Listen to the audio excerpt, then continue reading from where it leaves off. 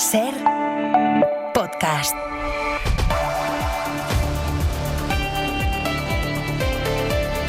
Julio Martínez, el empresario amigo de Zapatero, amigo al menos hasta ahora, ha complicado y de qué forma la estrategia de defensa del expresidente al implicarlo en el rescate de la aerolínea Plus Ultra, cosa que Zapatero siempre ha negado. En su declaración en la Audiencia Nacional, Martínez ha confesado que la compañía pagaba a Zapatero por sus trabajos para la aerolínea un 1% de ese préstamo de más de 50 millones de euros, aunque también es cierto que ha dicho que no sabe si el exlíder del PSOE llegó a hablar o no con alguien de la administración para agilizar estos trámites. Ahora mismo lo ampliamos y les vamos a contar también, en una jornada negra de asesinatos machistas, nuevos detalles sobre otro asesinato que ocurrió en mayo en Figueras, el de Kimberly, una mujer de 32 años a la que su pareja mató en mitad de la calle. Este hombre había sido detenido por maltratarla y amenazarla 2 veces, pero quedó en libertad y ahí aprovechó para asesinarla. Bueno, pues hoy hemos sabido que estando detenido, este individuo le dijo al policía que lo custodiaba que cuando saliera de la cárcel iba a matar a su novia. Un tipo con muchísimos antecedentes por violencia de género y aún así, la fiscal no vio motivos para pedir medidas cautelares. El tipo salió de los calabozos y efectivamente, como había dicho que iba a hacer, asesinó a Kimberly. Ahora vamos con todo esto, pero antes miramos a la provincia de Guadalajara, que sigue quemándose. El incendio de La Mierla en la Sierra del Norte roza las 30.000 hectáreas quemadas, con más de 1.000 desalojados. Pero es que además esta tarde se ha desatado otro incendio en otro punto de la provincia, en el entorno de Selas, que ha obligado a desalojar en este caso 6 municipios. SER Guadalajara, Elena Tundior, última hora. Sí, la gran novedad en la Sierra Norte es un cambio de estrategia decisivo. Tras dar por asegurados la mayoría de los cascos urbanos, el operativo pasa de la defensa de los pueblos al ataque directo del frente para cerrar el perímetro. El presidente Emiliano García Paje ve cierto optimismo entre los técnicos y la consejería ya estudia el posible regreso de los vecinos a los municipios en zonas más frías. Todo mientras la atención se divide con el nuevo incendio en Selas, en la comarca de Molina de Aragón. En nivel 2, la Guardia Civil mantiene cortada la N211 y se ha ordenado el desalojo preventivo de 6 localidades. A Aragoncillo se han sumado estables Conchato, Rubia, Tartanedo y Pardos, con más de 120 efectivos y la UME sobre el terreno. Hoy ha estado en Hoy por Hoy el alcalde de una de estas localidades afectadas, se llama Francisco Lorenzo, y no podía ni hablar del estado en el que está su pueblo, La Huerce. Y es un pueblo, pues, ¿qué va a decir el alcalde? Pues precioso. ¿Está muy afectado el entorno, alcalde? Muchísimo. Nunca creo que habían vivido un incendio similar, ¿verdad? No, de estas características nunca jamás. Bueno, esto le decía a Pedro Blanco, pero es que en la ventana con Marta del Vado ha estado Lola Guisado, de 78 años, que es una de las desalojadas por este voraz incendio. La han desalojado 2 veces, de hecho, primero de su casa y después de la casa de su cuñada. Nunca me he encontrado en una situación como esta. Muy desesperada porque la situación puede cambiar en minutos. Estábamos mi nieto y yo desayunando en la nava y nos saltó la alerta del móvil. Yo también tenía miedo y cogí lo imprescindible. Mi marido se quedó allí en la nava, mi marido y mi hijo. Mi hijo es ganadero. Entonces, bueno, pues ellos se quedaron, mi marido no hubo manera de sacarle de allí y yo me fui con mi nieto a Veguillas, a un pueblo a 18 kilómetros de la Nava. En fin, de donde sí que llegan buenas noticias es de Aragón, donde preocupan 2 incendios. El más virulento, el de las 5 villas, que ha arrasado 14.400 hectáreas, se acaba de dar por controlado, que es el paso previo a extinguirlo. Y el fuego declarado ayer en Ejulbe, en Teruel, y que obligó al desalojo de un municipio de 250 habitantes, ha mejorado su previsión y por lo menos ya no se está propagando. Pero hay que decir que estamos en plena ola de calor, así que vamos a ver qué nos espera en las próximas horas. Nuria Sero, buenas tardes. Hola, muy buenas tardes. Primer día de esta tercera ola de calor y ya se han rozado los 43 grados tanto en Lorca, Murcia como también en Granada. Con estas temperaturas tan altas diurnas también serán muy altas las nocturnas. Será difícil conciliar el sueño, especialmente en el sureste y en Baleares, donde se espera una noche tórrida, no se bajen de los 25. Mañana a este horno ibérico le tendremos que añadir un par de grados más a las horas centrales del día. En el cielo seguiremos con calima, sobre todo en el sur, este y por la tarde en el este peninsular tendremos tormentas con rachas fuertes de viento. Mañana esperamos unas máximas que vayan desde los 26 grados en San Sebastián, 39 previstos en Madrid y 43 en Granada.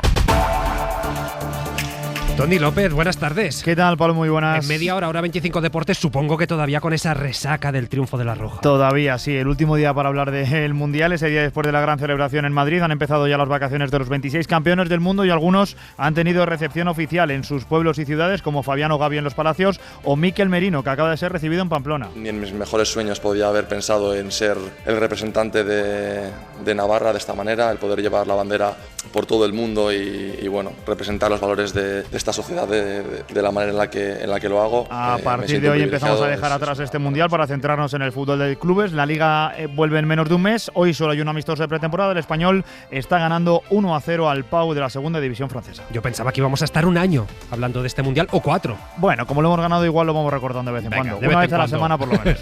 Gracias, Tony. Chao. Empieza ahora 25. El empresario Julio Martínez se ratifica ante el juez e implica a Zapatero en las gestiones para el rescate de la aerolínea Plus Ultra. Asegura que la empresa le pagaba a través de la consultora de Martínez, que se llama Análisis Relevante, y que el expresidente era quien marcaba los pasos a seguir. Es verdad que él mismo, que Martínez, ha reconocido no tener ni idea de si Zapatero habló con alguien de la administración para agilizar esa concesión del préstamo o no. Pero sí que ha insistido en que el exlíder del PSOE fue también quien les comunicó que el rescate iba a ser concedido. El juez, por cierto, ha definido a Martínez como un corre ve y dile del expresidente, que era quien movía, según él, los hilos. Miguel Ángel Campos, buenas tardes. Buenas tardes. Julio Martínez, en un relato autoexculpatorio que le ha valido los reproches del juez por ser demasiado vago, ha insistido en que Zapatero era el jefe en la sombra de su empresa Análisis Relevante, que participó en su creación y, aunque no aparecía en el accionariado, era quien definía la estrategia y aportaba clientes, por lo que el juez le ha definido como un mero correveidile del expresidente. Martínez dice que fue Zapatero quien le dijo que le iban a llamar desde Plus Ultra y que más tarde tuvieron lugar los trabajos para buscar el rescate, por el que la aerolínea abonó el 1% de aquellos 53 millones, algo más de 500.000 euros. Martínez no ha sabido decir si Zapatero ejerció algún tipo de influencia, ni ante quién, en el gobierno o en la SEPI, para el rescate. Dice que no hablaron de ello, pese a la amistad entre ambos. Al respecto, solo ha dicho que fue Zapatero quien le comunicó vía WhatsApp la concesión del crédito pocos días antes de que la SEPI lo aprobase, pero no ha podido aportar evidencia alguna porque borró sus WhatsApps con Zapatero. Julio Martínez ha confirmado los pagos de su empresa a Zapatero y a las hijas por trabajos de maquetación, aunque finalmente no hicieran nada. Habían acordado una iguala de 3.000 euros mensuales hasta 2025, con independencia del trabajo realizado. Y pese a este movimiento de Julio Martínez, y pese a que también hay dos empresarios más vinculados a Plus Ultra que apuntan contra Zapatero, el gobierno mantiene su confianza en el expresidente, y eso que no ha dado todavía las explicaciones que prometió sobre las joyas que le encontraron en su despacho. María Ibáñez, buenas tardes. Buenas tardes. Cierre de filas total con Zapatero, a pesar de que tampoco haya cumplido con su promesa de atender a los medios en aquel vídeo que publicó tras conocerse su imputación en mayo. Aún así, la postura del gobierno es clara y está alineada con la marcada por el presidente Sánchez desde el principio. Confianza y respeto a la presunción de inocencia del exdirigente socialista. La ministra portavoz, Elma Saiz, preguntada hasta en 5 ocasiones en la rueda de prensa posterior al Consejo de Ministros, lo ha dejado claro así. Seguimos defendiendo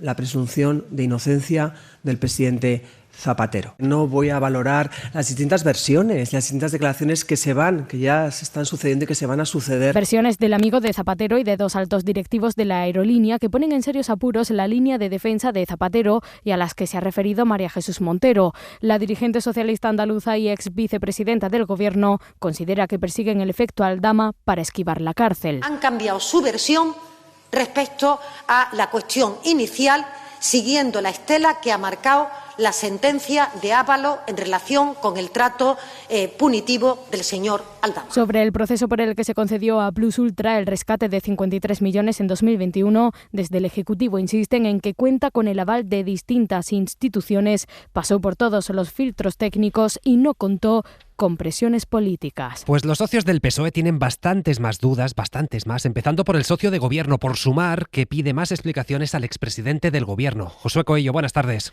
¿Qué tal, Pablo? Buenas tardes. El socio de coalición empieza a distanciarse de la estrategia planteada por Moncloa con la figura de Zapatero y ahora Sumar ya no defiende al expresidente y le exige más explicaciones. Yolanda Díaz, sentada tras el Consejo junto a los ministros del PSOE, hablaba de preocupación de los españoles por este caso. El presidente Zapatero tiene que dar explicaciones y lo creemos firmemente, porque es verdad que hay inquietud y hay tristeza y hay mucha preocupación en la ciudadanía de nuestro país. Un paso más ha dado su compañero de grupo parlamentario y diputado por Compromís, Alberto Ibáñez, quien ha pedido explicaciones a Zapatero, pero también a Sánchez. Necesitamos explicaciones claras, necesitamos saber qué ocurrió en el caso del señor Ábalos y Santos Cerdán, pero también en el caso del presidente Zapatero. Más allá de lo penal y más allá de las estrategias judiciales y de defensa de cada cual, lo que ya ha reconocido el presidente Zapatero, bajo nuestro punto de vista, es inasumible políticamente. Y a la vez ha pedido rapidez para regular el papel de los expresidentes. Urge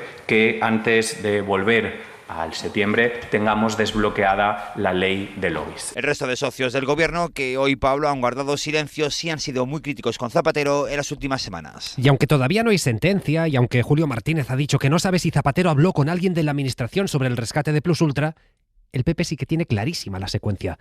Esther Muñoz es su portavoz en el Congreso. Es que Zapatero y Sánchez son lo mismo. Es que han trabajado siempre en el mismo equipo. Es que todo lo que han hecho lo han hecho juntos. Es que el rescate no se podría haber producido si alguien no le dijo que sí a Zapatero. Zapatero llamó a algún ministro o al propio Sánchez y le dijo: hay que rescatar esta aerolínea. Y el gobierno dijo sí. Sobre el juez Juan Carlos Peinado, los vocales del Consejo General del Poder Judicial no se ponen de acuerdo sobre si abrirle expediente por las múltiples quejas abiertas en su contra, entre ellas una por deslizar que los escoltas de Begoña Gómez podrían ayudarla a fugarse como piedra angular de la argumentación para quitarle el pasaporte. El promotor de la acción disciplinaria ha propuesto archivar tanto ese expediente como todos los demás, pero no hay consenso entre los vocales, así que la decisión se aplaza. Pedro Jiménez. La Comisión Permanente del Poder Judicial termina sin acuerdo la primera reunión en la que ha examinado la propuesta de archivo de las 5 quejas que se han presentado contra el juez Juan Carlos Peinado y seguirá estudiando el caso la semana que viene. Las espadas entre vocales conservadores y progresistas siguen en todo lo alto. Tal y como les ha adelantado la SER, el promotor de la acción disciplinaria también quiere dar carpetazo a la última queja que recibió contra Peinado. El juez justificó la retirada del pasaporte a Begoña Gómez con el argumento de que los policías nacionales que la escoltan pueden ayudarla a fugarse. La presidenta del Consejo del Poder Judicial, Isabel Perelló, y el ministro Marlaska apuntaban a una falta grave de desconsideración a la policía, pero el promotor entiende que para sancionar expresiones extravagantes o manifiestamente ofensivas tiene que pedirlo la sala que conozca del recurso, en este caso la Audiencia de Madrid, que no ha impulsado ninguna actuación en ese sentido. Y es terrible, 3 mujeres asesinadas víctimas de violencia machista en menos de 24 horas en España. Una concatenación de casos insoportable que se suma a lo que decíamos en portada, los nuevos detalles sobre el asesinato de Kimberly a manos de su pareja en plena calle en Figueras. Hoy hemos sabido que este tipo tenía un abultado historial de violencia machista, fíjense. Desde el año 98 había sido detenido 26 veces, la mayoría de ellas por cuestiones relacionadas con la violencia machista. Y lo que es más sangrante, resulta que le dijo al policía que lo custodiaba que si lo dejaban en libertad iba a matar a su pareja. Lo reconoció y aún así la fiscal no vio motivos para pedir medidas cautelares, así que el hombre sí salió de los calabozos y sí asesinó a Kimberly. Girona, Carles Couso, buenas tardes.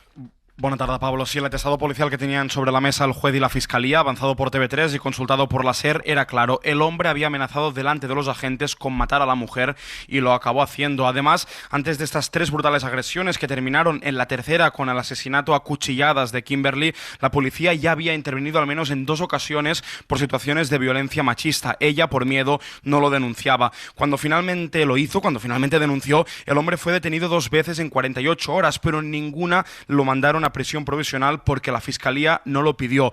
Uno de los argumentos fue que la víctima no compareció a declarar tras la segunda detención. Él, al quedar en libertad por segunda vez, la mató. La fiscalía de Girona evita hablar de error, pero en paralelo, Pablo, ha acordado agotar todas las vías para localizar a una víctima cuando no acuda a una declaración judicial. Gracias, Couso.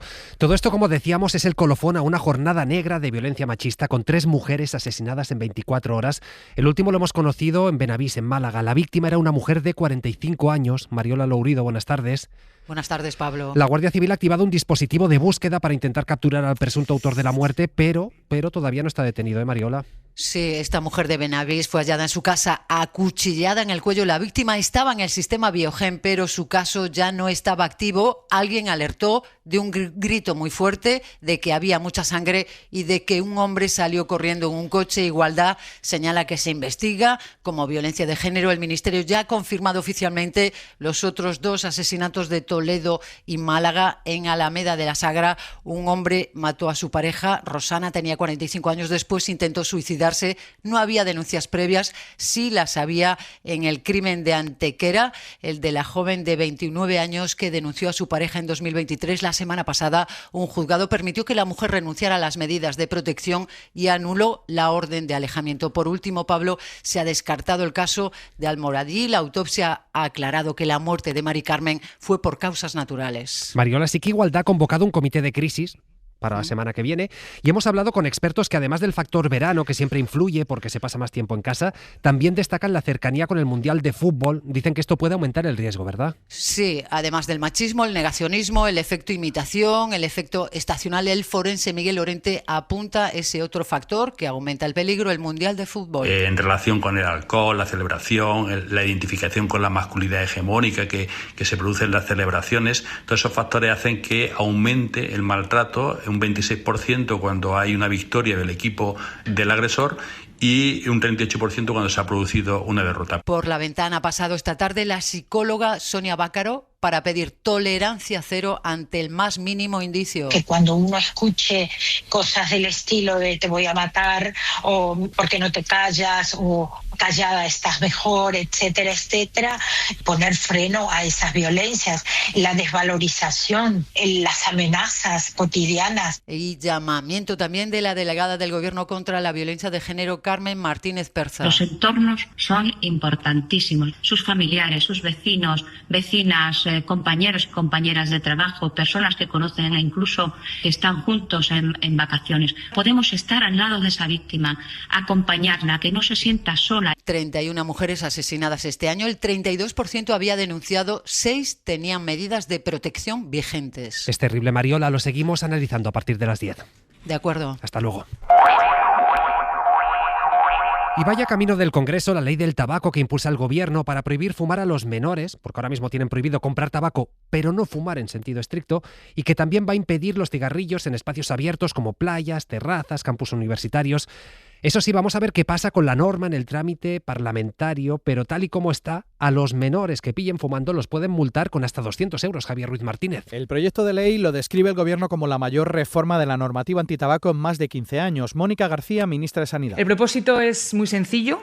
Es que en los espacios compartidos respirar aire limpio sea la norma y que el derecho a la salud no dependa del lugar en el que uno se encuentre. El texto hace una lista de los espacios que deben ser libres de humo. Ya están las terrazas de los bares y restaurantes. Te quieres echar un cigarro, te levantas un momento de la mesa, te vas un momento apartado, te lo echas tranquilamente y luego vuelves. Están las instalaciones deportivas, están los conciertos al aire libre y ahora el texto también incluye como espacios sin humo las playas, los campus universitarios o las piscinas. A mí me parece bien porque fumar es malo. Una prohibición total me parece excesiva. La ley prohíbe explícitamente fumar y vapear a los menores de edad y vapers y tabaco calentado tendrán las mismas restricciones, por tanto, que el tabaco convencional. Si se aprueba la ley en el Congreso, se limitará su venta y se prohibirá toda su publicidad. Dice Javier Ruiz Martínez, si se aprueba en el Congreso. Le han preguntado a la portavoz del PP, Esther Muñoz, qué van a votar ellos cuando llegue el momento de pronunciarse. Permítame que espere a conocer el texto antes de hacer una valoración completa del mismo. Lo que sí puedo adelantar es que se hizo sin consenso y sin haber establecido consensos con las comunidades autónomas, como es habitual, por cierto, en ese ministerio.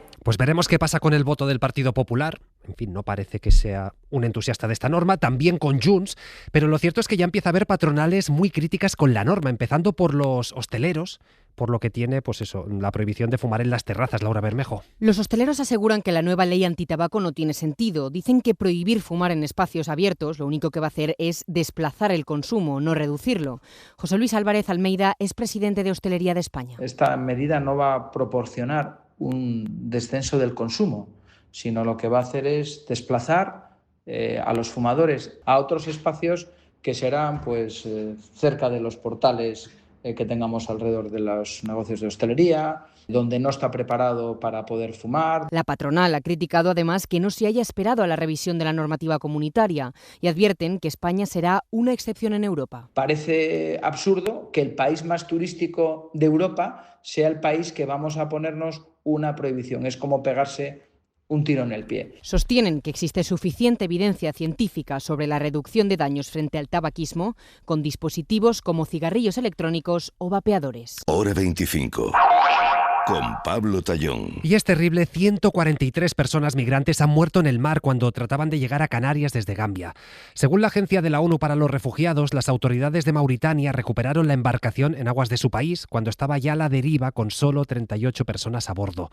Y son ellos, los supervivientes, quienes han contado que salieron de Gambia unas 200 personas. Nicolás Castellano. Según el relato que ha hecho hoy Naciones Unidas a través de la Agencia de la ONU para los Refugiados, los 38 supervivientes han narrado que llevaban desde el 28 de junio intentando llegar a Canarias, que partieron de alguna zona cercana al río Gambia, en ese país, y que desde hace prácticamente 20 días habían quedado a la deriva por algún problema en el motor. Primero se quedaron sin comida, después sin agua y según los supervivientes muchos de ellos bebieron agua del mar, lo que ha dificultado en definitiva su supervivencia y por eso tantos fallecidos. Son 143 las víctimas según los supervivientes y entre los supervivientes precisamente hay 2 niños que han perdido a toda su familia a bordo. También entre los desaparecidos hay un matrimonio y un bebé. Según ACNUR se trata de una de las mayores tragedias que se han documentado en los más de 32 años que tiene la historia de la ruta migratoria desde África Occidental hacia las Islas Canarias. Hay además otro muerto de otra embarcación y en las últimas 2 semanas han sido localizados 400 supervivientes al norte de Mauritania. E indignación y disturbios en Italia tras la muerte de un hombre de origen marroquí al que la policía tuvo reducido y esposado por 2 agentes. Pues bien, una manifestación en repulsa de lo que pasó ha acabado con 11 detenidos. El caso es sangrante porque hay un vídeo donde se escucha al hombre pedir ayuda mientras los 2 policías lo mantienen reducido en el suelo. La Fiscalía lo investiga, pero no ha imputado a estos policías porque están protegidos gracias a un cambio legal que introdujo el gobierno Meloni. Roma, Joan Solés. Buenas tardes. La primera ministra italiana ha acusado de irresponsable a la oposición porque, según Meloni, alimenta el odio contra la policía tras la muerte de un italiano de origen marroquí movilizado por 2 agentes y los graves disturbios sucesivos anoche en Bolonia. El único fratello que c'ho. Era mi único hermano, ha explicado un familiar. No es una muerte digna. No es una muerte digna. En più siamo in Italia. Estamos en Italia, ha añadido, dando a entender que se supone que este es un país democrático. E questo qui che l'ha ammazzato si è messo a ridere. El policía que lo ha matado después se reía. Parece una broma. Ma stiamo scherzando? Los ánimos están de nuevo encendidos en Italia porque a los 2 agentes de la Policía Nacional se les ha aplicado el nuevo protocolo que de momento les exime de responsabilidad, aunque serán los tribunales de justicia los que deberán pronunciarse en última instancia. Todo ello acontece pocos días después de la polémica entre la extrema derecha en el gobierno y la oposición por la condena a 12 años de prisión de un joyero pistolero que asesinó a sangre fría en plena calle a 2 delincuentes. A la primera ministra no le ha gustado la sentencia y ha prometido que va a cambiar la ley vigente. Y en Estados Unidos, con la guerra de Irán empantanada, Donald Trump se prepara para retomar la guerra comercial contra el mundo con una nueva ronda de aranceles para decenas de países. Pablo Anzola. Buenas tardes, sí, a las puertas de que este viernes caduquen los aranceles del 10% que Donald Trump usó precisamente para sustituir los que fueron declarados ilegales. La Casa Blanca prepara el terreno para la negociación y coloca ahora en el trabajo esclavo el soporte legal que necesita para levantar un nuevo muro arancelario. Es el representante de comercio de la Casa Blanca que amenazaba esta tarde con sancionar prácticas de trabajo forzoso en 60 países que suponen el 99% del comercio estadounidense.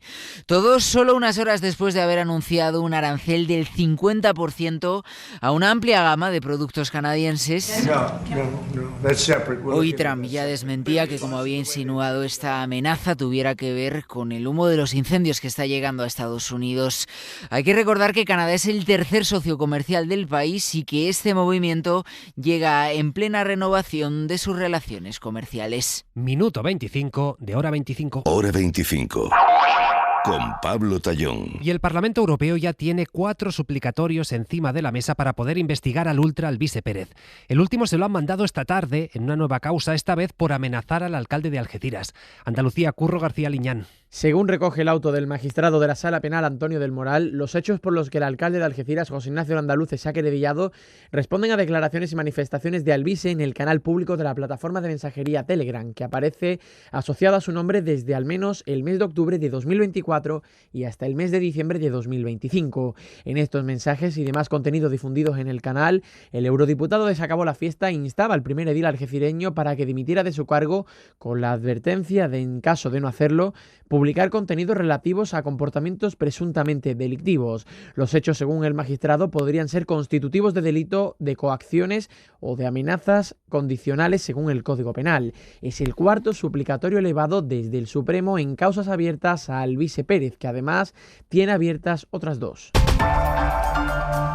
Y casi 1 de cada 3 trabajadores españoles asegura que trabajan en entornos laborales violentos. Estos son datos de Comisiones Obreras, que asegura que prácticamente la mitad de estos casos no fueron sancionados. Estefanía Salvatierra. La violencia laboral la sufren con más intensidad los jóvenes y las mujeres. Tenía unas responsabilidades y unas exigencias que no me parecían propias de un becario, que si las cosas no salían era mi culpa. Fui a darles una charla de implantación del plan precisamente de igualdad. El comentario que se hizo en los vestuarios fue, si tiene tanta mala hostia esta tía, ¿cómo tendrá que follar? El 30% de las mujeres que trabajan en entornos violentos reconoce episodios de violencia sexual. 6 de cada 10 víctimas valora abandonar su empleo y admite un empeoramiento de su salud mental. Mariano Sanz, de Comisiones Obreras, denuncia la invisibilidad de las bajas por este motivo. Pues el año pasado hubo 627.000 bajas por incapacidad temporal por salud mental. ¿Sabéis cuántas de estas bajas se han considerado como problemas relacionados con el trabajo? 203. El 46% de los casos no fueron sancionados ni siquiera con una amonestación. Y la policía y la Guardia Civil han conseguido detener aquí en España 5 miembros del Tren del Aragua, una organización criminal que nació en Venezuela, pero que se ha expandido más allá de este país. De hecho, los han arrestado por asaltar un chalet de León donde robaron joyas y 10.000 euros en efectivo. Laura Moreno. Los 5 presuntos integrantes de la banda transnacional robaron un vehículo para el asalto y llevaban armas, pasamontañas e inhibidores de frecuencia para impedir que se activasen las alarmas. El robo se produjo en enero de este año. Cuando los ladrones lograron entrar, maniataron a los residentes de la vivienda, 2 de ellos menores de edad, y les amenazaron con un arma para robarles joyas valoradas en 100.000 euros y otros 10.000 euros en efectivo. Los arrestados ya tenían antecedentes en España por tráfico de droga, trata de personas y robos. La investigación ha revelado que tenían contactos con una célula que la organización tenía aquí en España y que se consiguió desarticular el pasado mes de mayo. Con ellos ya son una treintena los arrestos en España desde 2024 de presuntos integrantes del Tren de Aragua, que se ha expandido por América y Europa y se considera la banda criminal más poderosa de Venezuela. Y aquí en la SER hemos hablado con el actor estadounidense Willem Dafoe y con el español Carlos Cuevas, que estrenan película juntos. Se llama El Anfitrión y es un thriller dramático ambientado en la Grecia de los años 70 y donde Dafoe interpreta a un millonario que organiza una fastuosa fiesta en su isla. Y ahí, pues arranca todo, Elio Castro. Bienvenidos a mi isla. Un magnate griego que recuerda indudablemente a Onassis organiza una fiesta para celebrar el 25 cumpleaños de su hija, a la que invita a las personas más poderosas del mundo.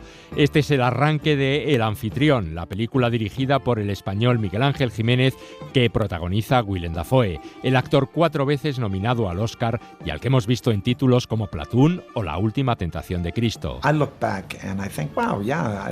Y que nos decía cuando presentó la película en Barcelona hace unos meses que a lo largo de su carrera ha hecho un montón de cosas divertidas y locas, pero que cuando elige nuevos proyectos está tan emocionado y tan asustado como cuando empezó en el mundo del cine.